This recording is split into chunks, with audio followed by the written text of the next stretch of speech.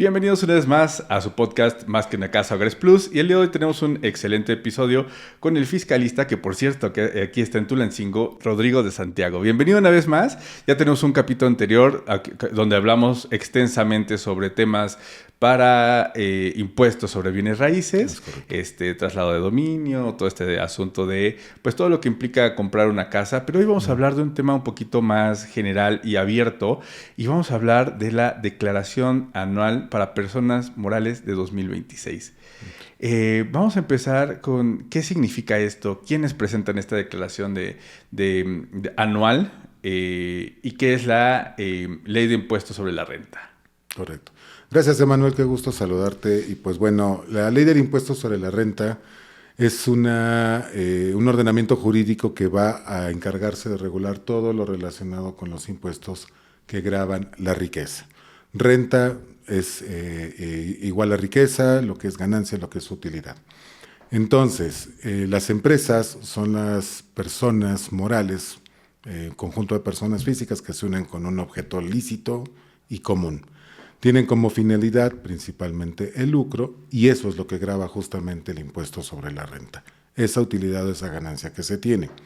Por regla general, todas las empresas, todas las personas morales que tienen ingresos por alguna actividad económica, hay una clasificación en ley de renta sobre estas actividades, que pueden ser desde la común, que es la comercial, la industrial, las pesqueras, agropecuarias, etcétera. Van a tener la obligación de presentar una declaración de ingresos y, en consecuencia, de impuesto causado. Sí, aquí tenemos que entender un poquito la mecánica del impuesto sobre la renta. La regla general para calcular el impuesto sobre la renta es la suma de todos mis ingresos por mi actividad económica e incluso por cualquier otra actividad que yo tenga que produzca una ganancia. Le voy a restar todas mis deducciones autorizadas, que un poquito más adelante abundo en este tema, y me va a dar una base gravable.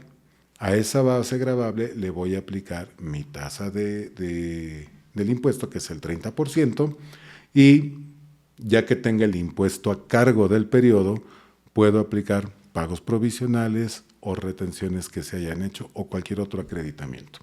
Una vez que tengo esto, ya tengo mi impuesto que tengo que pagar, o incluso puede resultar un impuesto a favor. ¿Sí? Esa es la mecánica general. En personas morales resulta a veces un poco más complejo porque se pueden amortizar inversiones, se pueden aplicar otros conceptos como la cuenta de utilidad fiscal neta o como la cuenta de acciones, ¿no? Entonces, de capital por acciones. Sí. Entonces, puede tener diferentes conceptos, pero la regla básica es esto, y esto nos sirve para entender de dónde pago. Ahora, ¿por qué pago impuestos? El artículo 31, fracción cuarta de la Constitución Política establece como obligación de todos los mexicanos el contribuir al gasto público. De ahí que todos los mexicanos, incluyendo niños, menores, todo aquel que sea mexicano, tiene la obligación de contribuir.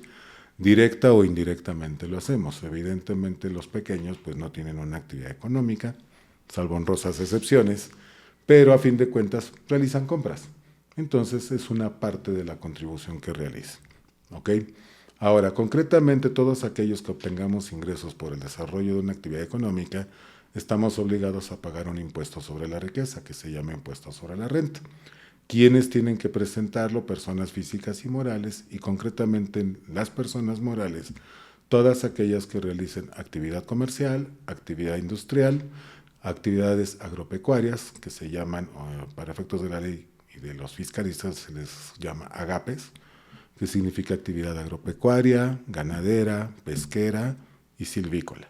¿Sí? Es las personas morales. Aquellas que presten servicios en plataformas digitales, por ejemplo, Uber, Didi, Cabify, cualquiera de estas empresas, las que prestan el servicio. Sí, aquí no estamos hablando de los operadores, sino el intermediario. Están obligados a pagar. Algunas empresas que prestan o que tienen enajenación de bienes a través de plataformas, Walmart, Office Depot, todos ellos Amazon. también tienen su régimen particular, Y también vamos a tener actividades de arrendamiento, actividades del sector financiero, porque tenemos empresas que se dedican al sector financiero, entendiéndolo como bancos, aseguradoras, afianzadoras, empresas de factoraje, etcétera. También van a causar impuestos sobre la renta. Por regla general, hay algunas cuestiones ya muy, muy particulares que también se pueden considerar, pero por regla general son estas personas. Entonces, cada mes las empresas van presentando una declaración de los ingresos del periodo mensual. De ahí tenemos dos tipos de periodos en cuanto a la declaración anual, que tenemos un periodo que se llama ordinario o un ejercicio fiscal regular, y tenemos un ejercicio fiscal irregular también se puede presentar. ¿Cuál es la diferencia? El ejercicio regular es aquel que corre del 1 de enero al 31 de diciembre. El irregular es aquel que corre en un periodo menor, siempre terminando el 31 de diciembre. Un ejemplo fácil. Hay empresas que se constituyen en el transcurso del año, no se constituyen el 1 de enero. Entonces, su inicio de operaciones vamos a suponer que es por ahí del 15 de abril. Su ejercicio fiscal abarcará del 15 de abril al 31 de diciembre. Eso es un periodo irregular, porque no tiene los 12 meses. ¿Qué importancia o qué relevancia eso tiene? Al siguiente año, cuando se va a presentar la declaración, tanto mensual como la anual, se va a aplicar un coeficiente de utilidad del ejercicio anterior. Entonces, si tenemos ese coeficiente, no lo voy a aplicar por 12 meses, lo voy a calcular sobre 8 meses y medio y luego lo voy a prorratear sobre 12 meses. Entonces, ¿por qué esta importancia? Porque tiene una mecánica de cálculo, ¿sí? Y se van haciendo diferentes ajustes. ¿Ok? Más o menos así funciona. Ok, comprendo. Y ahorita lo estamos platicando justo en estas fechas porque está muy próximo a que todas las personas morales lo tengan que presentar. ¿Cuáles son las fechas actualmente? Correcto. Es del 1 de marzo al 31 de marzo. No hay prórroga. Eventualmente el SAT llega a otorgar prórrogas, pero no es lo común. Esa es la realidad. Y solamente en casos muy, muy, muy particulares, por ejemplo, cuando fue el tema de la pandemia, el Servicio de Administración Tributaria prorrogó en el primer año de la pandemia, lo prorrogó por meses. En el segundo año lo prorrogó hasta julio. ¿Sí? ¿Por qué? Precisamente porque las empresas presentaron una complejidad tremenda por los temas de movimiento de personal, baja de ventas, flujo de efectivo, muchas cosas. Entonces les otorgó una facilidad administrativa. Esto se otorga a través de facilidades administrativas, porque la ley es inamovible. Entonces, la ley nos establece del 1 de marzo al 31 de marzo. En teoría, se podría presentar a partir del 1 de enero. La realidad es la siguiente.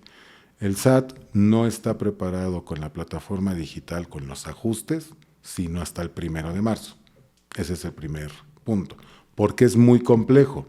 Tenemos que considerar que existe también un régimen de personas morales con fines no lucrativos. Claro. Son aquellas que se encargan de hacer labores altruistas, como Teletón, como Cruz Roja, más o menos. O entonces, la presidencia municipal, ¿lo dices también? No, la presidencia municipal, aunque son personas morales con fines no lucrativos, ellas no tributan. Okay. Porque no tienen ingresos con fines de lucro. Claro. Entonces, y aparte no tributan impuestos sobre la renta ni presentan declaración. Bueno. Solamente sobre retenciones. Okay. ¿Sí? De los empleados. Okay. Nada más. Bien. Pero propio ellos no son causantes del impuesto sobre la renta. Entonces tienen un tratamiento muy particular. Pero, por ejemplo, lo que son fundaciones como cualquier fundación altruista que tenga autorización como donataria y que no tenga fines lucrativos, va a presentar su declaración entre el 1 y el 28 de febrero. O sea, ahorita están en periodo de presentar declaraciones a este tipo de empresas. También por eso el SAT, si no se saturaría demasiado el sistema, si de por sí se saturaría demasiado, entonces colapsaría. Entonces lo va haciendo por bloques. Ahorita estamos con personas morales con fines no lucrativos. A partir del 1 de marzo entran personas morales en general y tienen hasta el 31 de marzo. Este es improrrogable.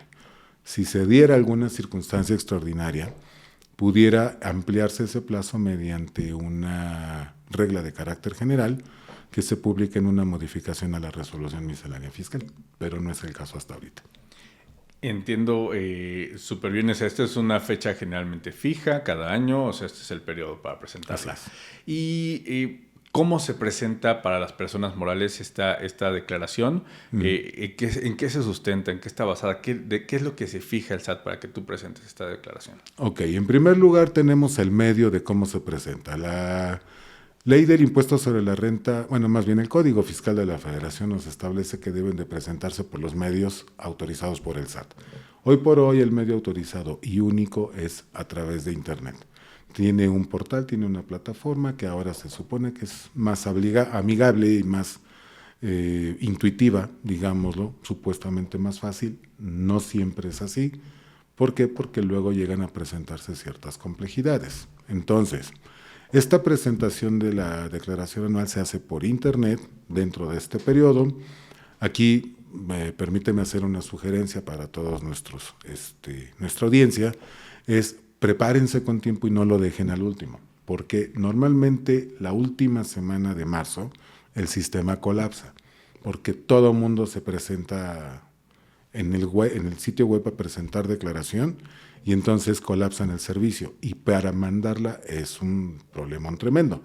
Además, las declaraciones de las personas morales sí son más complejas, tienen mucho más información que llenar, porque a partir del año anterior, del ejercicio fiscal de 2025, se incluyó un concepto que antes no estaba, que era la situación financiera. ¿Sí? Bueno, sí estaba, pero de otra manera. Era un poquito más de arrastre y ahora es casi en tiempo real. Entonces, esto presenta una complejidad porque hay que presentar un estado de situación financiera conciliando bancos, conciliando cuentas por cobrar y otros conceptos. También se tiene que entregar un estado de resultados legal, que esto es a lo que te referías de cómo lo integro. Sí. Si bien no se va a vaciar completamente todos estos estados de resultados, digo, nuestros escuchas contadores lo saben perfectamente, tiene muchas cuentas, muchos capítulos, muchos intereses. Entonces lo que nosotros vaciamos son ciertos conceptos establecidos por las reglas de información financiera y por las reglas también del propio fisco, se van asentando ciertos datos que son los que nos dan los totales y nos reflejan la situación financiera de forma global. Pero también nos puede permitir encontrar focos para decir qué está pasando, hay una discrepancia, no me cuadra. Entonces también tienes que entregar un estado de cambios en el capital contable, tu capital varía, tenemos diferentes formas de manejar el capital, o tenemos un capital inicial, que es con el que constituimos nuestra empresa, se llama capital fijo, es inamovible, puede subir, nunca puede bajar. ¿Sí? Es más, si se eleva, si tú aportas más capital para hacer crecer tu empresa, ya no puedes bajar. Ese capital se tiene que mantener constante. Por otro lado, tenemos el capital variable, que puede obedecer a inversionistas externos a través de bolsa de valores, a través de inyección de capital, de capitalistas externos. Este capital, al ser variable, puede fluctuar sin ninguna complicación. Pero también hay algunas estrategias que las empresas, sobre todo para el desarrollo y crecimiento, van manejando para la repercusión del capital en materia fiscal. Por ejemplo, si tú tienes dividendos en tu empresa en un ejercicio fiscal y no quieres retirarlo, lo puedes mandar a una cuenta dentro de tu contabilidad, tanto fiscal como contable, la puedes mandar a una aportación futura de capital. Esto tiene como beneficio que como el dinero nunca sale de la empresa al bolsillo de los socios, no causa impuesto. ¿Sí? Entonces, se va a tener ahí y si se materializa, es decir, a futuro, si lo aplico a mi capital, que es una forma de, digamos que acolchonarte para poder crecer, tampoco va a causar impuesto esa aportación de capital. ¿Ok? Entonces vas a decir, ¿cómo sale? Hay diferentes maneras de sacarlo. Totalmente de acuerdo. ¿Qué otras formas de presentar o qué más se tiene que presentar en la declaración? Ya hablamos de estados de situación financiera, que es lo nuevo, estado de resultados integral y estado de capital contable, que es lo que estamos platicando ahorita, Correcto. y estado de flujos de efectivo. todo esto se tiene que presentar. Habitualmente, ¿quién es quien lo presenta? Puede ser el representante de la empresa, tiene que ser el contador. Es diferente, por ejemplo, en empresas pequeñas, en empresas grandes. Ok. Fíjate que esta es una pregunta muy interesante porque supuestamente todas las plataformas del SAT actuales, todo lo que ha invertido el SAT en la plataforma o sitio web que va destinado a facilitar la presentación, de hecho ha hecho campañas el SAT de decir, ya no siquiera necesitas contador, o sea, ya la puedes presentar tú. Esto no es cierto. Sí, si bien es cierto, va orientada a que se logre, la realidad es que no funciona así. Mi sugerencia es siempre consulten un contador. El contador puede ser de dos formas. Puede ser interno, que es muy común, o puede ser externo. ¿Sí? Depende mucho ciertas condiciones. Por ejemplo, el contador va a hacer un trabajo. No es lo mismo el contador que el auxiliar contable, eso también es importante precisarlo. El auxiliar contable tiene que estar dentro de la empresa porque es el que registra las operaciones día a día, todo el tiempo, porque estas se registran día por día. El contador es el que va a revisar ese trabajo de los auxiliares contables para integrarlo por cada periodo, mes a mes. Y sí lo tiene que hacer un contador. ¿Por qué? Porque el contador va a revisar todo el encuadre de todas las operaciones, no nada más de facturación, de pagos. Va a checar nóminas, va a checar seguridad social, va a checar pagos a proveedores, pagos pendientes, pagos diferidos, porque la facturación no es igual. Una facturación de un pago de contado se emite en una sola factura. Un pago diferido se tiene que hacer una factura por cada pago y luego hacer una factura global, cancelando las otras dos o integrándolas. Entonces es un tema complejo, no es tan sencillo. Entonces, se puede tener un departamento contable en la empresa o se puede contratar un contador externo. Entonces, tienes mucha razón en la pregunta en cuanto a las dimensiones de la empresa. Para una pequeña empresa puede ser de alto costo tener un contador todo el tiempo trabajando con ellos. La mejor solución es contratar un despacho externo que cada mes nos ayude con las declaraciones porque se paga por evento, ¿sí? Pero cuando estamos hablando de de empresas, que tienen más flujo, que tienen más operaciones, también el volumen de operaciones que tienes a veces te requiere tener gente 24/7 ahí. Por ejemplo, una empresa que se encarga de hacer exportaciones a gran escala va a necesitar tener todo el tiempo gente que esté haciendo las operaciones porque funcionan 24/7.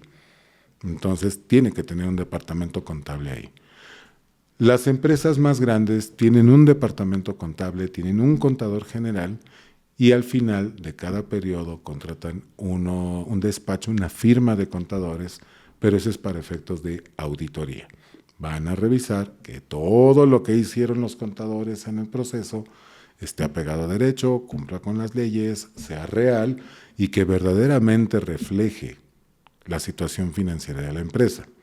Ahora, concretamente en lo que me preguntas sobre qué integra la declaración, no es propiamente que tengamos que anexar documentos, no se anexan. ¿Sí? Se tienen que integrar todos. Los contadores trabajan unos documentos que se llaman papeles de trabajo. Son hojas de cálculo de Excel o bien son reportes que se generan a través de sistemas de contabilidad electrónica, en donde ellos van teniendo todos los datos y la información. Lo que haces es un vaciado de toda esa información en tu declaración, ¿sí? Pero tienes muchos conceptos que estás reportando. Entonces, ellos son los que tienen todos estos datos, ¿ok? Ya después, en el caso de que hubiera alguna revisión o que el SAT tuviera alguna duda o alguna inquietud, te puede requerir información, oye, dame tal papel de trabajo, dame tal contrato, dame tal situación, porque tengo dudas porque algo no me cuadra. Y lo pueden revisar, como pueden revisar todo completo, que eso ya es propiamente una auditoría. Ok. O sea, aquí lo importante es justamente, o sea, que quien declare por tu empresa, pues sea obviamente un profesional acreditado, porque pues si no puedes ya llegar a tener problemas, ¿no? Sí, porque muchas veces cuando no se comprenden los conceptos, se presentan declaraciones así, yo creo que es esto, y es donde el SAT ahorita, sobre todo, tenemos que entender algo muy importante que creo que si bien no es propiamente de las declaraciones, sí es de toda la materia fiscal, las revisiones electrónicas. Es un tema que ahorita va a cobrar muchísima fuerza porque se le acaba de autorizar a este año, a este ejercicio fiscal, o a partir de este ejercicio fiscal, al SAT, a realizar auditorías masivas. Tiene un programa, tiene un calendario, hay mucha información en Internet, hay mucha información desvirtuada, la verdad es que no es así, pero sí se va a enfocar en ciertos sectores, en cierto tipo de operaciones o en cierto tipo de características de la operación. Por ejemplo, si tú realizas operaciones con empresas tercerizadas de personal, van a verificar precisamente, primero, que no estés contratando personal externo para tu propia actividad, sino que sea para algo que tú no haces. ¿Sí? Por ejemplo, si tenemos una empresa que fabrica planchas, no voy a contratar por terceros, eléctricos, gente que maneja el plástico, gente que maneja las inyectoras, todo eso, porque eso es lo que hago. ¿Sí? Pero, por ejemplo, el mantenimiento a mis sistemas de cómputo, a mis redes, a mi luz, todo eso, no es mi centro de negocio, no me dedico a eso. Eso puede ser tercerizado. Segundo, pues que la empresa que me va a proporcionar el personal tenga un registro ante la Secretaría del Trabajo y Previsión Social, ante la Secretaría de Economía, ante la Secretaría de Hacienda y ante el Servicio de Administración Tributaria como empresa de outsourcing autorizada. Entonces son varios los requisitos. Una empresa que nada más contrata así como así es muy probable o altamente probable que reporte. Por razones obvias, aquellas empresas que tienen indicios de facturación simulada, o sea, es que simular operaciones, van a estar en el ojo del huracán, entre otros factores que son los que se van a tener. Pero aquí el punto es que ya te van a poder hacer auditorías de tipo electrónico, o sea, ya no van a llegar los visitadores o ya no van a llegar los auditores a tu domicilio. Por buzón tributario, de ahí la urgencia y de hecho incluso ahorita otorgaron una prórroga para el 31 de diciembre, pero el 31 de diciembre pasado vencía la obligación de dar de alta el buzón tributario. Por muy absurdo que parezca, hay mucha gente que no lo ha dado de alta y esto les puede ocasionar una multa grave. O sea, puede llegar hasta 100,000 pesos o 111,000 pesos, algo así la multa. Es muy, muy importante darlo de alta. El SAT a través del buzón tributario te manda un aviso donde te da un inicio de auditoría. Y ahí mismo te pide, me vas a mandar toda esta información y la vas a depositar en tal carpeta de tu buzón tributario. O sea, hay que subirlo todo ahí, ellos lo revisen, te acusan de recibo y lo empiezan a revisar. Revisando pueden salir, seguramente van a salir dudas, seguramente van a salir inconsistencias, seguramente va a brincar algo. ¿Por qué? Porque el SAT muchas veces te rechaza cosas que para nosotros es que es muy obvio. No, pues para mí no lo es. ¿Sí? Honestamente digo, en mi opinión, a veces el SAT excede lo que establece la ley. Y lamentablemente mucho ya está validado hasta por el Poder Judicial. Entonces prácticamente ya no hay para dónde moverse y hay que cuidarlo. Pero te va pidiendo información, la va analizando, te va pidiendo papeles de trabajo donde tú vas encuadrando tus depósitos con tu actividad, con tu factura, con tu operación. Tiene la facultad para ir a auditar a las personas que hicieron operaciones contigo, para verificar si es cierto tu operación, si el monto, la fecha, volumen, características son correctas. Y también va a verificar que la persona con la que hiciste la operación tenga la capacidad para haberte prestado el servicio o haberte vendido el bien que te vendió. Sí, esto es con el fin de evitar simulación de operaciones. Entonces, eventualmente, si tú entregas todo y se logra cuadrar todo, bueno, pues tu auditoría saldrá sin observaciones o una auditoría limpia. No hay crédito fiscal y no hay adeudos. Pero, eventualmente te van a encontrar inconsistencias, depende las inconsistencias que tú logres desvirtuar, pues es lo que te van a observar. Entonces es una serie de datos, es más que nada información ya vaciada de toda la complejidad contable que se tiene. Comprendo. Entonces, por eso es importante, ¿no?, que sea un profesional quien presente este tipo de declaraciones. Me gustaría preguntarle un poquito acerca sobre ¿cómo es específicamente, o sea, el marco que ya ahorita estamos platicando? Creo que ya es muy abundante la información, para presentar esta declaración. O sea, el marco general de este tipo de declaración anual. Ok, ¿el marco en general en qué sentido? O sea, ¿qué es lo que dice la ley para que la gente pueda presentar esta declaración? Ok, bueno, entonces hablamos del marco legal. Bueno, en pocas palabras, pues la primera obligación es presentarla. Claro. ¿Sí? ¿Qué es lo que tienes que hacer? Es sumar todos tus ingresos de todo el periodo, que sería de un ejercicio fiscal, ya sea regular o irregular, dependiendo cada caso, es todo lo que hayas ganado o recibido como ingresos. Aquí no estamos hablando de la ganancia. La ganancia se calcula. Lo que es todas tus ventas, repórtalas. Luego repórtame todos tus gastos. ¿Sí? Ya que tienes eso, ya sabemos, porque hay una... Es muy simple entenderlo. Si tú quieres hacer un pastel y compras 100 pesos de ingredientes o de insumos, que es el término contable correcto, si tú los compras, cuando tú vendes tu pastel no lo vendes en 100, lo vendes en 200. Entonces tu utilidad son 100, porque tus primeros 100 recuperaste lo que gastaste. Por esa misma mecánica y sobre esa misma lógica, el fisco no puede gravar tus primeros 100 pesos, los que tú gastaste, con un impuesto. Solo va a gravar lo que ganaste. Entonces, la tasa general de personas morales es 30%. Si tú ganaste 100, 30% me pagas 30 pesos de impuesto. Así de simple. Pero, ¿cuál es la mecánica? Mes a mes, tú vas a ir pagando una cantidad por ese mes que va a contarse a cuenta o va a abonarse a cuenta del impuesto final. Es como abonos chiquitos para pagar poquito, no terminas pagando poquito, pero sí lo vas abonando. Porque al final suma y al final tú me tenías que pagar. En un mes, en otro mes, ganaste tanto, tanto, tanto y me pagaste el impuesto, está bien. Pero el impuesto sobre la renta es un impuesto anual o de cálculo anual, no mensual, a diferencia del IVA. El IVA es mes a mes, pero el renta es impuesto mensual. Digo, anual, perdón. Anual, sí. Por eso se presenta declaración anual.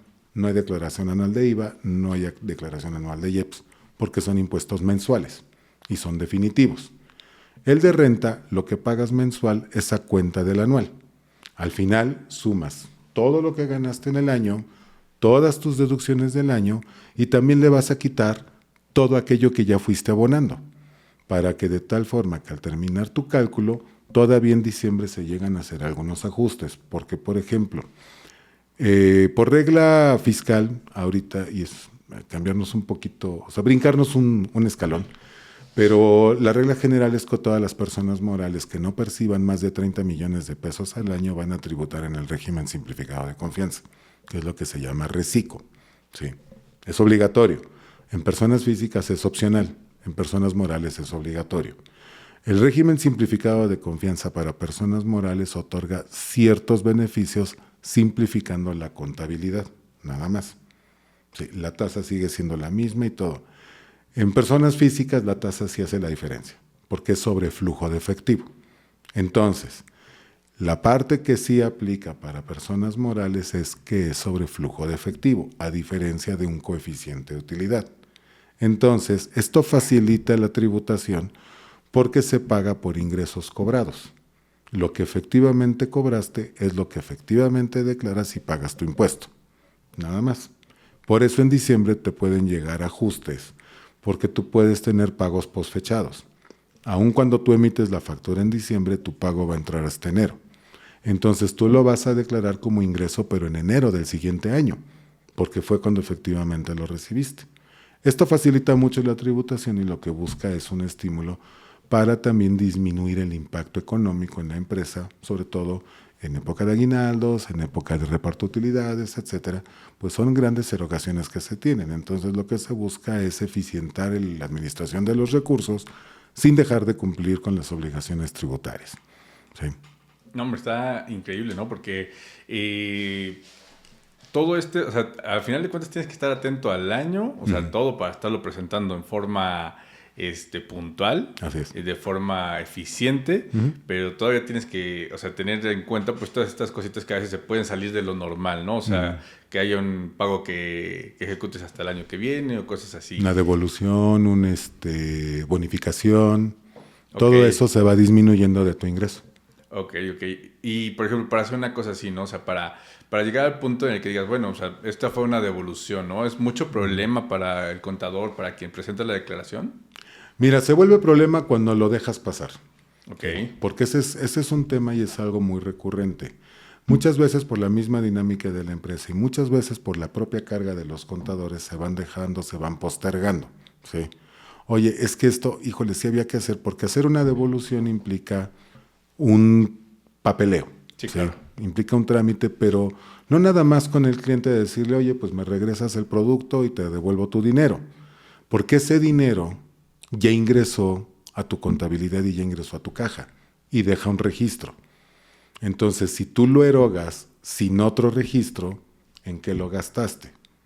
Al fisco no le interesa mucho en qué lo gastaste, pero lo que implica es que tú no tuviste un ingreso, porque lo devolviste. Entonces, si tú no demuestras esa salida, sigue siendo ingreso para ti. Por eso hay que darle toda la trazabilidad y toda la continuidad a ese asunto. Es un tema documental y de registros contables. Muchas veces por la dinámica o por otros factores que a veces quedan fuera del control de la empresa o del contador, se tienen que postergar. Por eso es que en diciembre se permiten hacer estos ajustes. ¿Ok? Pero sí tiene una repercusión porque es dinero que no está en tu cuenta. Ahora, también te puede repercutir en el sentido contrario. Un proveedor. Tú le compras a un proveedor determinada mercancía y él te hace un descuento o te hace una bonificación o le haces tú una devolución. A ti es el que tiene que regresar ese dinero, porque en el momento en el que tu proveedor te lo transfiera electrónicamente a tu banco, para ti se ingresa otra vez. Y si no tienes toda esa documentación que sustenta ese depósito, el SAT te lo puede declarar como ingreso omitido y te va a cobrar el impuesto otra vez, de una cantidad que tú ya habías pagado. Entonces, de ahí la importancia de registrar todo esto. Y esto normalmente se hace a través de unos documentos que contablemente se llaman notas de crédito. Es donde se van registrando todo este tipo de operaciones. Muchas veces se mandan a diciembre, muchas veces se hacen mes a mes, depende de cada empresa y de cada contador. Ok. Así que ahí es dependiendo de cómo organizas tu dinero y de las políticas internas que se adapten, obviamente, que cumplan con los requisitos del SAT, ¿no? Claro. Muy bien. Hablemos un poquito de justamente este tema de las reglas. ¿Qué es lo importante, o sea, para esta declaración según la Ley de Ingresos sobre Impuestos sobre la Renta? Ok, mira, aquí hay un tema muy importante. Como la Ley del Impuesto sobre la Renta te establece que tú vas a causar impuesto por todos los ingresos o ganancia que tengas, después de quitarle tus deducciones autorizadas, ya es lo que pagas impuesto. Aquí viene el primer concepto que tenemos que entender. Las deducciones autorizadas, los contadores y los que nos dedicamos a estos temas, pues lo tenemos muy claro. Pero vamos para cualquier ser humano, ¿sí? Contabilidad para no contadores, ¿no? Claro. Entonces, ¿cuál es el tema con esto? Las deducciones autorizadas son aquellos gastos que te permite la ley disminuir de tus ingresos en un periodo determinado. ¿Ok? Muchas veces se confunde con una deducción autorizada, te lo digo porque me ha tocado con clientes. Oye, es que yo tengo autorizado esto. ¿Por qué está autorizado? La ley, es que la ley lo permite. Sí, pero tu deducción no cumple con requisitos fiscales. O sea, la ley te lo permite deducir, ¿sí? Por eso se llama autorizada, pero no significa que sea válida. Entonces, no confundamos el concepto. Para que las deducciones se puedan aplicar en tu periodo, ya sea mensual o ya sea en el anual, tiene que cubrir requisitos fiscales, ¿sí? Entre ellos, te voy a mencionar los más importantes. Primero, que sea un gasto estrictamente indispensable para la obtención del ingreso. ¿Sí? Entonces, ahí es donde vienen otras complejidades. ¿Puedo deducir un coche? Sí, si lo pones a nombre de la empresa, si lo ocupas para el uso de la empresa, no para andar domingueando, sí lo puedes deducir. ¿Ok? Pero si tú lo pones a nombre de tu esposa para generar un gasto, no es deducible. Por poner un ejemplo. Entonces, tiene que ser un gasto estrictamente indispensable para el desarrollo de la actividad que te genere el ingreso. Si no, no tiene relación. 2, debe de estar amparado con un CFDI que cumpla con los requisitos fiscales del artículo 29 y 29A del Código Fiscal de la Federación. Tener un código QR, tener el nombre, RFC, domicilio fiscal, régimen fiscal, código postal del receptor y del emisor. Señalar concretamente en el catálogo de servicios o en la descripción del servicio de forma detallada o lo más detallada posible en qué consiste el servicio. Esto es importante porque el catálogo es genérico, ¿sí? Entonces tú puedes decir, por ejemplo, honorarios profesionales, sí, pues eso es lo que dice el catálogo. ¿De qué periodo? ¿En qué consisten? ¿Son jurídicos? ¿Son arquitectónicos? ¿Son de ingeniería civil? No sé, tienes que ser específico, ¿sí? Y obviamente llenar los campos que corresponden a las cantidades en subtotal o cantidad base, más su repercusión en el impuesto que se causa de acuerdo a la actividad. A veces es nada más renta, a veces es renta IVA y a veces es renta IVA y el IEPS. Todo eso se tiene que calcular, nada más con la excepción de que el IEPS no se desglosa, o sea, no aparece en tu factura, pero se carga sobre el precio. Es otra mecánica. Ese es más un tema de facturación. Entonces, otra situación que deben de cumplir tus deducciones es que si son mayores a 2,000 pesos, deben de estar pagadas con medio distinto al efectivo. No se pueden pagar con efectivo. Ahora, si tú lo que haces es fraccionar todos tus gastos en menos de 2,000 pesos para pagarlos en efectivo, vas a tener un tope. Sí, este tope se va moviendo año con año. Entonces, es cuestión de checar la ley hasta cuánto es. Normalmente es un porcentaje, si no mal recuerdo, es más del 10% de tu operación del periodo. No puede exceder tus pagos en efectivo. O sea, si tú recibiste, por ejemplo, 200,000 pesos de operaciones en tu periodo, tus pagos en efectivo no pueden superar 20,000 pesos. ¿Sí? Entonces, hay que tener cuidado con estas condiciones, porque el que tengas deducciones que la ley te permite hacer, no significa propiamente que van a ser válidas para el SAT, y esto te puede meter en problemas. Otra situación que tienes que tener es muy bien registrado, por ejemplo, conceptos como la enajenación de activos, porque también se te pueden configurar como ingresos omitidos. ¿Qué pasa? Tú compras un inmueble, con el tiempo adquiere plusvalía, ¿sí? Por los servicios que tiene aledaños, por la revalorización de la zona, diferentes factores, tanto económicos como urbanos. Entonces, cuando tú compras y tú vendes, vas a tener una utilidad, porque tú compraste a 100 y vendiste a 500. Entonces, esa ganancia que tú tienes por enajenación de activos va a estar grabada, ¿ok? Pero si tú no tienes el registro, por ejemplo, un coche, tú compras un coche en 300,000 y cuando lo quieres vender, lo vendes en 120. Ahí lo que tienes es una pérdida, no una ganancia. Pero si tú no tienes registradas las operaciones, esos 120,000 pesos te los van a considerar como ingreso omitido y te van a volver a cobrar impuesto. Entonces hay que cumplir con los requisitos. Aquí, más que nada, suena muy complejo, suena muy difícil. La realidad es que es cumplir con lo que te dice la ley te quita muchísimos problemas. ¿A qué grado? Que si te llega a revisar aleatoriamente la autoridad, que sí lo puede hacer, no vas a tener problema. Ahora, actualmente las auditorías son muy eficientes, ya no son auditorías como hace algunas décadas, en las cuales aleatoriamente iban encontrando a los contribuyentes y ahora cáele a ella, y ahora cáele a él, y ahora cáele a esta empresa. Ya no, ahora son asertivas.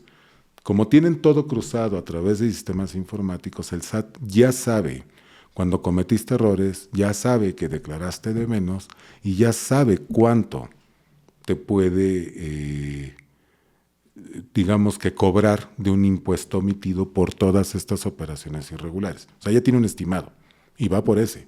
Y no nada más por eso, va por eso y por las multas y más todos los accesorios, se te triplica el crédito. Entonces ya sabe que va por eso. Porque hacer una auditoría tiene un costo y el SAT lo que busca es costo-beneficio. por cada peso que yo invierto, yo tengo que ganar N pesos más, ¿sí? Normalmente va a un 60%, más o menos, ¿no? De ganancia. Entonces, si el SAT ya te llega a una auditoría es porque ya sabe y ya tiene muy certero, ya no son tan aleatorias, ¿sí? Sí hay auditorías aleatorias, pero son ciertas condiciones muy, muy particulares, ¿sí? Pero normalmente es porque ya sabe por cuánto va. Entonces es cumplir con todo esto. Bueno, ya tenemos todos nuestros ingresos, ya tenemos todas nuestras deducciones, pero también tenemos otros conceptos que la ley fiscal nos permite disminuir. Por ejemplo, el reparto de utilidades. Nada más que aquí la naturaleza del reparto de utilidades tiene una característica muy peculiar. La ley nos dice las utilidades pagadas a los trabajadores en el ejercicio. Sí, entonces, por ejemplo, si yo voy a presentar ahorita mi declaración 2025, voy a pagar o voy a declarar las utilidades que le pagué a mis trabajadores de 2024, porque 2025 viene hasta mayo, todavía no la sé. Uh-huh. Entonces, declaro lo que pagué de utilidades de 2024 porque las pagué en mayo de 2025. Entonces, me permite disminuirlas y va teniendo un efecto de arrastre. También pérdidas fiscales. La pérdida fiscal es prácticamente cuando tú erogas más de lo que recibes. Entonces tienes una pérdida fiscal. Por regla general no se aplica en el momento, sino se aplica en ejercicios posteriores. La ley nos permite disminuir hasta 10 ejercicios posteriores de pérdida fiscal, pero real. ¿Sí? Si yo declaro pérdidas mayores a las que realmente tengo, seguramente es auditoría y seguramente es un multo, no. ¿Sí? Entonces hay que tener cuidado con eso, pero se pueden ir, digamos que de cierta forma, amortizando esas pérdidas. Ahora, hay elementos que se tienen que considerar aquí, porque tú no puedes declarar pérdidas fiscales por 3 ejercicios seguidos. Bueno, sí puedes, pero vas a despertar el foco rojo. Aquellas personas que declaran pérdida fiscal por más de 3 ejercicios seguidos son directamente esa auditoría, ¿sí? Porque las van a revisar. No es lógico que tú tengas un negocio y tengas pérdidas 3 años seguidos y sigas teniendo el negocio. Algo no está bien. Claro. Y el fisco lo interpreta como que lo estás engañando, ¿no? Entonces ahí ponen mayor énfasis todavía, ¿no? Exacto. Hay algunas reglas que te pueden detonar auditoría automática, ¿sí? Y te las comparto. Digo, no es es más que nada preventivo, para que tengas cuidado. Uno es esto de las pérdidas. Si tú declaras pérdidas fiscales mayores a las que realmente tienes, seguramente vas a ser candidato a una auditoría. Otra, que tengas una discrepancia fiscal. Es decir, que tú gastes más de los ingresos que estás declarando. Esto es, por lógica, dice, ¿de dónde sacaste la diferencia? Entonces me estás omitiendo ingresos. Y la tercera son las declaraciones. Mes a mes y también en las anuales, tú puedes presentar tu primera declaración de cada periodo, se llama declaración normal. No hay problema. Pero que te equivocaste, puedes corregir y presentas posteriormente una declaración complementaria. Tanto mensual como anual lo puedes hacer.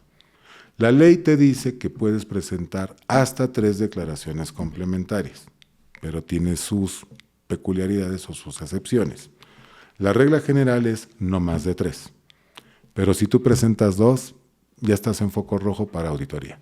Con la segunda, Pero, ¿cuándo no pasa esto? Si tus declaraciones son a favor del fisco. Si tú modificas tus obligaciones o tu carga fiscal, decir, oye, bueno, es que quité ciertas deducciones porque no cumplen con los requisitos y por lo tanto baja mi deducibilidad, sube mi base gravable y por lo tanto sube mi impuesto, sale impuesto a favor del SAT, o sea, todavía te debo, entonces te pago la diferencia. Presenta las que quieras, no pasa nada. Mientras sea a favor del fisco, nunca te lo va a cuestionar. ¿Sí? Cuando te lo va a cuestionar es cuando le quitas. Y esto también es algo muy común porque, ya apareció la factura de aquí, sí llegó, hoy se me olvidó considerar esto, y le vas metiendo y vas bajando el impuesto. Ahí si presentas más de 2, disminuyendo tu impuesto, es auditoría segura. ¿Sí? Porque algo estás haciendo mal. Ok, está muy interesante porque al final de cuentas, pues justo para muchas veces que son negocios pequeños que van empezando, pues a lo mejor pueden tener estos detalles, ¿no? Claro, Que omiten o que, pues a veces hasta por falta de conocimiento, ¿no? Pueden estar ujú, cometiendo errores. claro. Y otro tema que es muy importante considerar justamente en las declaraciones, ten cuidado o que tengan cuidado cuando presenten declaraciones en ceros, ¿eh? No es lo mismo presentar en una declaración con cero ingresos y por lo tanto cero impuesto, a presentar una declaración donde manifiesto mis ingresos, manifiesto mis deducciones y me sale saldo a pagar en cero. Hay que tener cuidado con esto y este mensaje va dirigido a los empresarios, ¿sí? Los contadores, digo, y no es hablar mal de mis compañeros, o sea, trabajo con ellos de mil maravillas, pero a veces su propia carga lo satura. Y un cliente, híjole, preséntasela en ceros y luego la corrijo. El problema es que la misma dinámica del trabajo del contador lo abruma y luego se nos pasa, ¿sí? O bien al contribuyente se le hace muy fácil, o sea, al empresario o a su departamento, preséntale en ceros ahorita para cumplir porque no tengo dinero. Muchas veces es el propio empresario el que le dice al contador, preséntamelo en ceros porque no tengo para pagar y voy a financiarme con ese dinero, ¿sí? Entonces el contador dice, bueno, pues a fin de cuentas, tú me pagas, no te lo recomiendo yo, tú me pagas, te la presento en ceros. Claro. Por cuestión de obligación de presentar declaraciones ya cumpliste, no tienes problema. Pero el problema está en que si tú emitiste facturas por ese mismo periodo donde tienes ingresos, ¿cómo le dices al fisco que no cobraste nada? Sí, sí, Si sí. está en una factura. ¿Sí? Es donde vienen este tipo de detalles que te detonan revisiones y son muy, muy agresivas, ¿eh? Sí, sí, sí. O sea, una vez que te detectan, o sea, ya es... No te lo Casi, quitas casi. de encima, ¿no? Te ponen la marca, ¿no? Y te voy a estar checando los próximos años, ¿no? Nada más para que tengan una facultad que tiene el SAT muy, muy importante. El SAT te puede revisar 5 ejercicios atrás y en algunos casos hasta 10. ¿Sí? Entonces, cuidado con eso. Porque, por ejemplo, el SAT audita una empresa 2024, porque apenas vamos a declarar 2025, se va a una auditoría de 2024 y encuentra inconsistencias, es muy probable que te hagan 2023, 2022, 2021 y 2020. Ya cumplimos los 5, pero el tiempo avanza y después te van a revisar 2025, 2026, 2027. Van a decir, ¿cuándo para esto? Cuando encuentran que tú no tienes problemas y que ya cumpliste con todo. Es como te sueltan. Porque el fisco se va 5 años hacia atrás y los necesarios hacia adelante. Mientras te siga encontrando inconsistencias, se va a ir. Sí, sí, O o sea, hay sea, que ya tener cuidado no... con esto. Sí, o sea, ya no te sueltan, ¿no? Ya es Se vuelve un ahí... estigma. Wow, qué interesante. Ujú. En la práctica,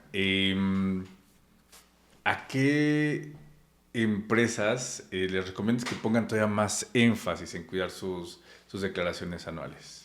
Sobre todo en aquellas empresas que tienen un alto flujo de efectivo. Sí, todas aquellas que tienen muchas operaciones en efectivo hay que tener cuidado porque una práctica muy común es truquear los ingresos en efectivo. ¿Sí? Digo, dentro de lo razonable, hasta el fisco lo sabe. ¿Sí? Pero no se trata de abusar. Conozco casos, por ejemplo, donde tienen ingresos en efectivo e ingresos en medios distintos y solo declaran los ingresos que entran por bancos, nada más. Y todos los que entran en efectivo no los declaran. Sin embargo, tenemos que considerar y siempre tener en cuenta que hay un control de inventarios, que hay una caja registradora, que hay un sistema de registro de ventas que el SAT puede fiscalizar en cualquier momento.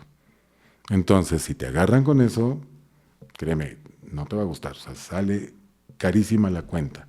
Entonces, dentro de lo razonable, dentro de lo lógico, digo, se pueden manejar ahí algunas cosas, sobre todo para financiarte, porque muchas veces las empresas lo hacen por el problema del flujo que tienen para seguir haciendo operaciones o para crecer. Bueno, temporalmente está bien, solo asegúrate que en una complementaria lo modificas y solo pagas la diferencia. Otra cosa que yo le recomiendo a todas las empresas es documenten, todo documentenlo. En una auditoría, el principal problema y por lo que el fisco determina la mayoría de veces los ingresos omitidos y los impuestos es por falta de documentación. Hay algunas reglas que están excedidas, pero más vale cubrirse. Por ejemplo, la ley de contratos mercantiles y el Código Civil, o sea, tanto Código de Comercio como Código Civil, que regula contratos civiles y contratos mercantiles que realizan las empresas, por ejemplo, todo lo que son compraventas o prestación de servicios, la regla general es no tienes ni siquiera que hacerlo por escrito. Mientras tengas otros elementos que permitan tener certeza de la operación, es suficiente. ¿Sí? Esto es entre los particulares, entre el cliente y el proveedor. Ahí no hay problema. El problema está cuando se lo quieres demostrar al fisco. Cuando el fisco detecta una irregularidad de una operación, te va a pedir ese contrato. Tú lo entregas y lo primero que te va a decir, este contrato solo me demuestra que hay un acuerdo entre particulares. Pero yo no tengo certeza de que la fecha que tú pusiste aquí sea correcta y de que todo este contrato se haya realizado como tú me lo dices, en el tiempo que tú dices, que es el ejercicio que te estoy revisando. Luego entonces, para mí, este contrato te lo fabricaste ayer. Así, literalmente, ¿eh? Entonces, obviamente, muchos abogados hemos defendido que decir, bueno, tú le estás dando un alcance a la ley mayor al que realmente tiene, porque me estás pidiendo requisitos y condiciones y estás condicionando la validez a un elemento que no está previsto en la ley. Y el SAT te contesta, no, yo no cuestiono su validez entre ustedes, pero a mí no tengo certeza. Y es un criterio que ha apoyado el Poder Judicial, lo cual creo que es un error, porque se le están dando facultades omnipotentes a la autoridad para desvirtuarnos cualquier cosa. Al rato me va a decir que mi acta de nacimiento no es mi acta de nacimiento. Y el Poder Judicial dice, sí, sí es cierto. Entonces, sí hay muchos excesos, hay muchos abusos, y mi recomendación ya con la experiencia que tengo con varias empresas es documentarlo. ¿Y qué tienes que documentar? Todos tus contratos que estén perfectamente firmados, que ambas partes tengan sus copias, que las condiciones sean muy claras, que quede muy clara la fecha. Y si todavía tienes la posibilidad, certifícala ante un notario o ante un corredor público, que ponga que le consta que en esa fecha se celebró. ¿Sí? 2, toda tu información bancaria, tus estados de cuenta, ahora son electrónicos. Perdón, pero para el fisco no le sirven, por una razón muy simple. Esto es un tema legal más que fiscal, es un tema legal. Todos aquellos documentos que son digitales son manipulables y pueden ser alterados fácilmente con la tecnología moderna. Por lo tanto, tienen que llegarse de otros medios de confirmación o de concatenación, que se le llama en el lenguaje jurídico. Se vayan amarrando una prueba con otra. Cuando la trazabilidad de toda la operación es indubitable, no tienes problema. Pero con un eslabón que no te embone, ya te cuestionan todo lo demás. Entonces, los estados de cuenta, si bien es cierto, ya son digitales, para ti contablemente y de registro y de control te sirven muy bien. Pero si es ante el fisco, no te van a servir. Tienes que solicitarlos, que el banco te los imprima en su papel especial. No sé si te habrás dado cuenta que en tu estado de cuenta físico que te mandan, en la orillita viene como un código de barras cortado. ¿Sí? Esto es un medio de control de ellos. ¿Sí? Porque en la tira, donde la que se desprende, ahí viene el código de barras completo. Entonces nada más se deja ese filito, pero sí se puede leer. Y eso es lo que te da. Si es un documento auténtico y si es un documento emitido por el banco. ¿Sí?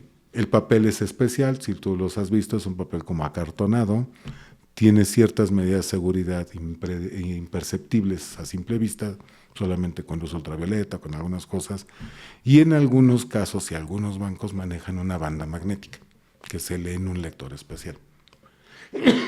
Perdón, por eso el SAT te dice, dame los estados de cuenta del banco, no los digitales.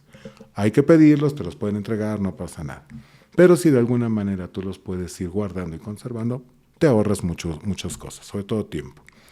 Otra cosa es toda la materialidad de tu operación. Todas las operaciones que tú realices con terceros, documéntala. Por ejemplo, si tú contratas profesionistas, el profesionista tiene que haber una cotización de los servicios, tiene que haber un plan de trabajo, tiene que haber entregables. perdón, todo aquello que te voy entregando mes a mes, o 15 días, o con la periodicidad que se haya acordado, tienes que guardar ese entregable, porque es lo que va a demostrar que el servicio no es inventado, no es falso, sino que realmente se realizó. Y es documentarlo todo, independientemente de las obligaciones de registros contables. Eso es otra cosa. ¿Sí? Es documentar todas tus operaciones. Por ejemplo, si tú contratas personal externo, las empresas normalmente contratan personal de limpieza, porque es muy costoso tener al personal en tu nómina por toda la carga tributaria, seguridad social, más aparte sueldos y salarios, prestaciones, etcétera. Entonces, como no es la actividad principal, pero sí requiero el servicio, sí puedo contratar el servicio. Entonces, ¿qué sucede? En teoría, el responsable de esos empleados pues es la empresa de limpieza. No. Sí lo es en cuanto a contribuciones, en cuanto a seguridad social, etcétera. Pero en cuanto al control de su trabajo no lo es. Entonces, tú como contratante de ese servicio tienes que llevar un control de asistencia, que limpiaron, sus reportes, a qué horas pasaron, quiénes vinieron, cuándo no vinieron, aunque tú no tengas el tema laboral. Pero es lo que demuestra la materialidad de que sí efectivamente te vinieron a hacer el servicio. Es un tema muy complejo, ¿sí? Y cada día le están echando más ingredientes y sobre todo más carga para demostrar la materialidad de las operaciones. Porque ahora como se dio mucho la simulación de operaciones, pues ahora el SAT desconfía de todos. El SAT opera al revés de lo que es el principio de presunción de inocencia, ¿no? Aquí sí te dice, para mí eres evasor fiscal hasta que me demuestres lo contrario. Esa es la realidad. Qué interesante, sobre todo porque ahorita que lo estabas comentando, cuando todo tiene la tendencia en general a digitalizarse, parece que, como dices, ¿no? Va en tendencia contraria, que acá tienes que demostrar la materialidad, ¿no? O sea, de hecho ahora todos los bancos promueven que te manden todo digital, que evites el papel, todo y hasta los servicios, todo. Tú vas a contratar una línea telefónica y dice, ¿quieres tu contrato físico? O mejor te lo mando por correo. No, mándame por correo, sí, sin problema. Sí. Pero ya cuando estás frente a una auditoría, hay documentos que por su propia naturaleza no pueden causar certeza en un formato digital. Sí. Por ejemplo, una cuenta de una línea telefónica, bueno, el SAT tiene otros medios para verificarlo, entonces no te requiere un papel especial, pero un tema bancario sí, por la complejidad, por la moneda, controles monetarios, económicos, lavado de dinero, muchas cosas sí lo tiene. Entonces, por eso te exige mayores requisitos. Okay. Es engorroso, sí, claro, pero más vale estar cuidado y protegido, porque la principal causa de créditos fiscales para las empresas y para las personas físicas incluso, es que no se demuestra la materialidad de las operaciones. Okay, ese es la mayor, digamos que el problema número uno.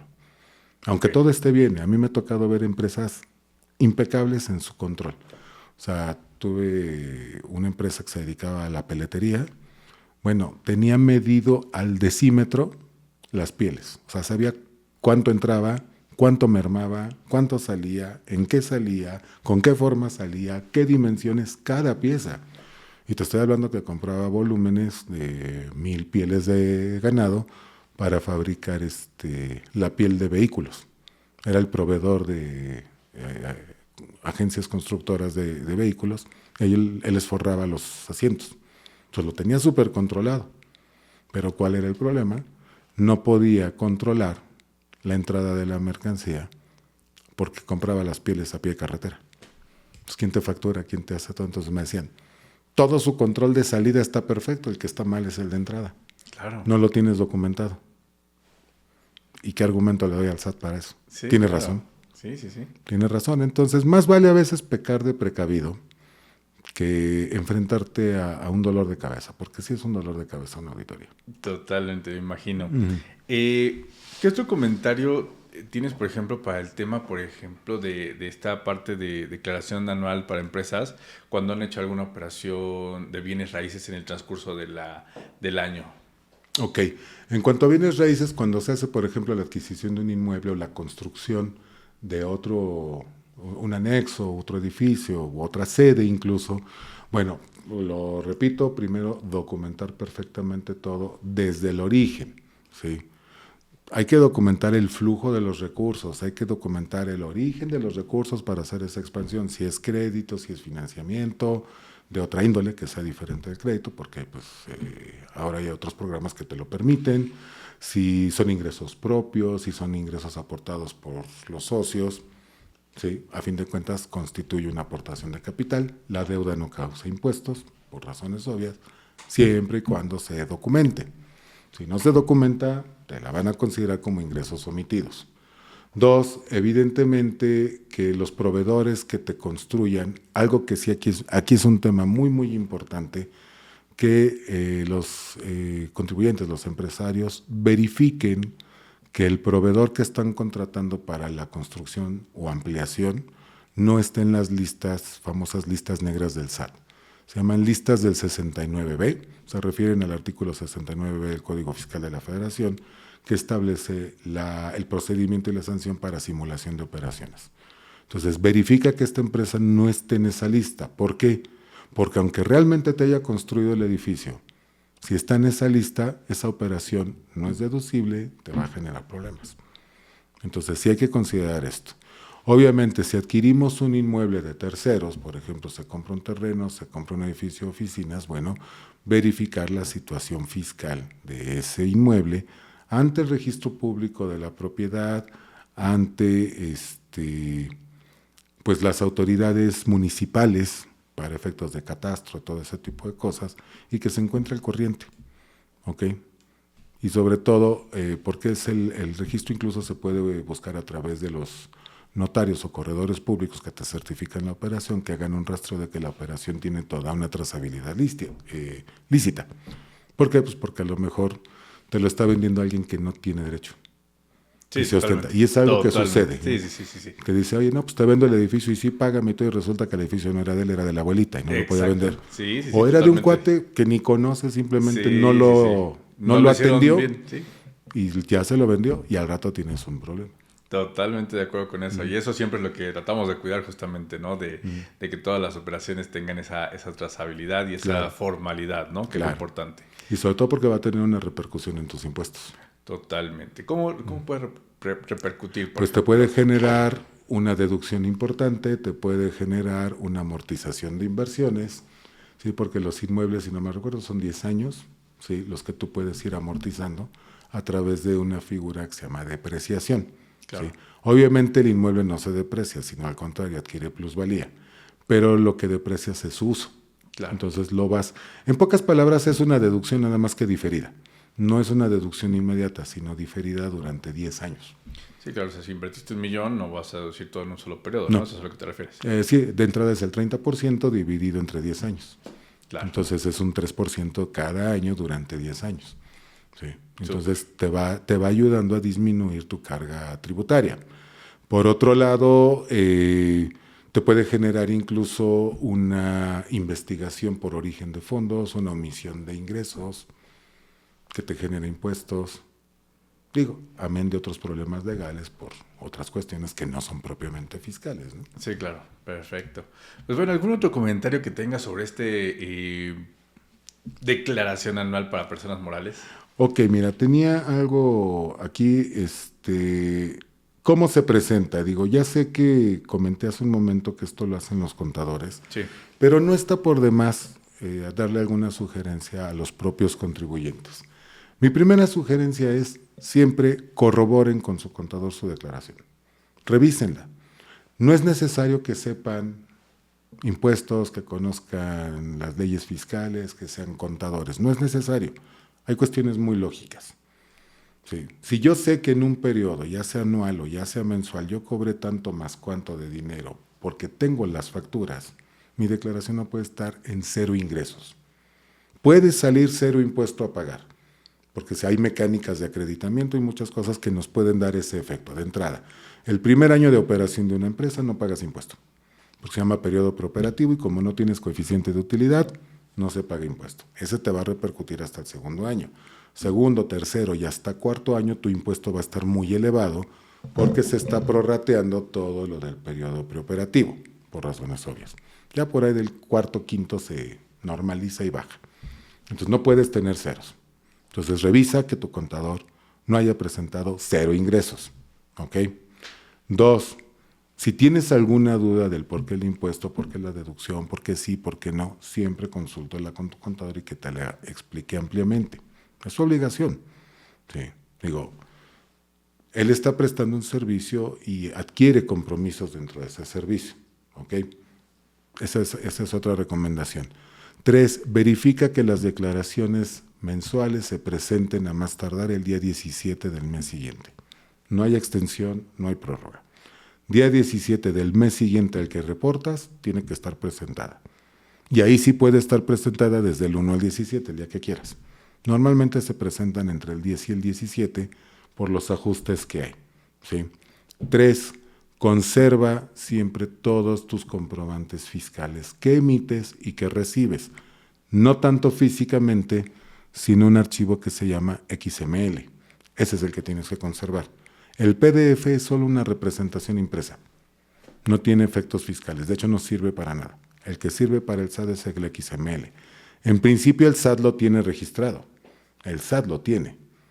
Pero luego te lo piden para ver tus controles. Consérvalo. No te quita nada, es solo espacio digital. Sí. También cumple con tu obligación de contabilidad electrónica. Hay una obligación de que tú tienes que subir tu contabilidad electrónica y se reportan algunos conceptos. Los contadores lo tienen muy claro. Hay contabilidad fiscal y contabilidad no fiscal. No es una doble contabilidad, simplemente son los conceptos que fiscalmente sí tienen juego y algunos que no tienen juego.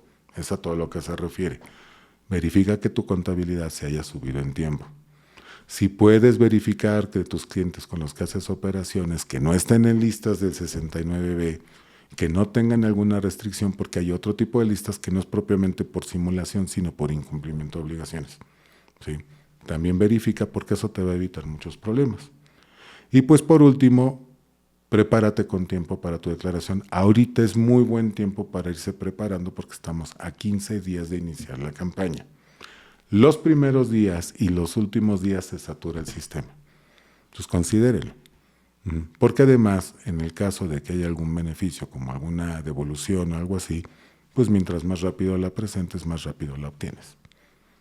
¿Qué tan cierto es que cuando hay muchas devoluciones y constantes, digo, ya mencionabas hace rato que si durante 3 años tienes devoluciones, pues te hacen una auditoría de cajón, ¿no? Pero ¿qué tan cierto es que si estás presentando este tipo de devoluciones de impuestos, también puede ser objeto de una auditoría? Mira, esta situación se puede presentar cuando hay inconsistencias en tu devolución. Es un mito eso de que por pedir devolución te van a auditar. No funciona tan literal. Sí opera, pero tiene una condición. Si tú presentas una devolución de impuestos y resulta con una discrepancia que te observa el SAT, la corriges, presentas tu devolución y la obtienes, y esto se repite, el SAT te dice, oye, tú nada más estás viendo a ver si una de esas pega y te devuelvo a ciegas. No va a pasar. Y por eso te auditan. ¿Sí? Entonces es una condicionante. 2, si en alguna operación de devolución uno de tus proveedores aparece en lista negra, te van a auditar, invariablemente. Sí. Y 3, cuando tu devolución no guarda proporción, por ejemplo, si un año pediste una devolución de 25,000 pesos, el otro de 30, el otro de 28, y más o menos guardas un promedio y de repente te botan una devolución de 300,000 pesos, la van a revisar. ¿Por qué? Porque sales de un rango promedio que tú manejas y que está dentro de lo razonable por tu operación. Porque ellos ven lo que tú reportas de operaciones, no nada más por lo que tú declaras, sino porque lo declaran tus clientes y porque lo declaran tus proveedores. O sea, es un cruce de información tremendo y no hay una persona que esté checando a cada uno, es imposible. Son sistemas. Y ahora es un punto muy importante, a partir de este año entra inteligencia artificial a hacer verificación. Entonces ya la inteligencia artificial es la que cruza toda la información en segundos. Y eso es lo que puede botar las discrepancias y eventualmente te puede hacer objetivo de auditorías. Ok, aprovechando ya que tomaste este tema de la inteligencia artificial para las declaraciones, ¿qué otros cambios ha habido con respecto a 2025? Porque este año pues parece que el gobierno federal tiene una meta muy alta de recaudación. ¿Qué cosas debemos de cuidar o cuáles son los cambios en ese sentido?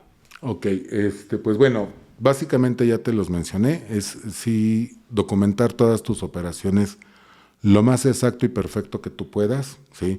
A veces sí es un exceso, por ejemplo, certificar ciertos documentos, pero si lo puedes hacer, es mejor, porque te va a evitar muchos dolores de cabeza. La segunda es verificar la materialidad de tus operaciones, tanto lo que tú recibes y lo que tú documentas, como que tu proveedor también lo haga y que no esté en listas negras. Porque ahora, justamente con el uso de inteligencia artificial, aun cuando tiene defectos, precisamente por esos defectos se te puede detonar una auditoría que a lo mejor no te correspondía. Si te agarran mal parado con que no tienes una documentación, aunque todo esté bien hecho y todo sea perfecto, si no lo tienes documentado te va a botar y te van a determinar un crédito. La inteligencia artificial es muy buena, pero no es perfecta, ¿sí? Llega a tener fallos. Entonces, ahora metieron un algoritmo de inteligencia artificial que analiza tu información en segundos. No, originalmente nada más que cuadraba tu declaración, declaración de clientes y proveedores, la famosa DIOT, y tu facturación. Con ese cruce básico determinaba tu situación fiscal frente a una auditoría. Si lo valía, si no lo valía, si era necesaria, si no era necesaria. Pero hoy ya va más allá, porque en menos tiempo cruza tu información más la información de tus clientes y proveedores, más otras bases de datos, otras consultas. Ahora, ya están amarradas las bases de datos, tanto de SAT como IMSS como Infonavit. Entonces, si tú, por ejemplo, dices, no tengo empleados, pero estás pagando IMSS, ¿cómo no estás teniendo empleados? Entonces me debes impuesto retenido. O lo mismo, declaro el impuesto retenido, pero no los doy seguro. Oye, seguro, ahí te hablan. ¿Sí? Porque están pagando sueldos y salarios, yo tengo la declaración y a ti no te están pagando cuotas. ¿Sí? O sea, cada vez se está cerrando más la pinza. Yo creo que va a llegar un día en que nos va a estrangular y se va a decir, ay, perdón, me pasé tantito y ya la va a soltar. Pero, pues hoy por hoy está cerrando cada vez más la pinza. Se le han dado muchas facultades al SAT como las auditorías electrónicas masivas, ¿sí? Y otros mecanismos que tienen también ya de cruce de información incluso internacional, porque precisamente por la globalización y por todas las operaciones de comercio exterior que hoy por hoy, con la entrada de todo el mercado chino a México invasivo, bueno, ya se establecieron controles precisamente para evitar la omisión del impuesto en las importaciones, porque a través de lagunas o huecos en la ley, la gente se estaba aprovechando para importar mercancías y pagar impuestos, ni de importación ni de IVA. Entonces va a estar muy focalizado en ese tipo de cosas. Las plataformas digitales, también hay mucha evasión por parte de las plataformas, porque Sí, como sí, son sí. transnacionales no se retiene. Sí, ¿no? Todo este tema de pues Amazon y estas plataformas que... No, Amazon es el menor de los problemas, tiene sede en México. El problema, por ejemplo, es Google. Ok, Sí, que aunque Google existe un Google México, quien le paga a los youtubers o quien paga contenido es Google LLC, la de Estados Unidos. claro, sí. Entonces no retiene. Sí. No, y te descuentan un montón. Sí, pero no retienen y cuando llega aquí a México tu dinero, el SAT te dice, a ver, como, oye, ya pagué allá, no hay constancia de retención, págame otra vez. Sí. O sea, hay que tener cuidado con eso. Perfecto, pues muchas gracias por el tiempo, muchas gracias Gracias a por ti. esta explicación. Espero que próximamente tengamos otro sobre el tema, o sobre algún tema nuevo. Y ya nada más para cerrar. ¿Qué es lo que más deberíamos de cuidar como empresa de nuestras finanzas, de nuestras operaciones cotidianas? La coherencia. Acuérdense. Que todas las operaciones sean coherentes con la documentación que tenemos y que guarden una relación directa y proporcional con la operación que estamos realizando. Perfecto, pues muchas gracias por el tiempo, Gracias muchas a ti. gracias por todo lo que nos enseñaste el día de hoy. Y pues recuerden que si están buscando una casa aquí en Tulancingo, pueden contactarnos, sobre todo casas residenciales, que es nuestro fuerte. Y si quieren una asesoría con Santiago, pues aquí estamos, con Rodrigo, perdón, pues aquí estamos a la orden para poderlos agendar en el momento más oportuno. Cuídense mucho y recuerden seguirnos en todas nuestras redes sociales, estamos en TikTok, en YouTube, en Instagram, en Facebook y ahí pueden ver todo nuestro catálogo en hogaresplus.com. Nos vemos en el siguiente. Gracias.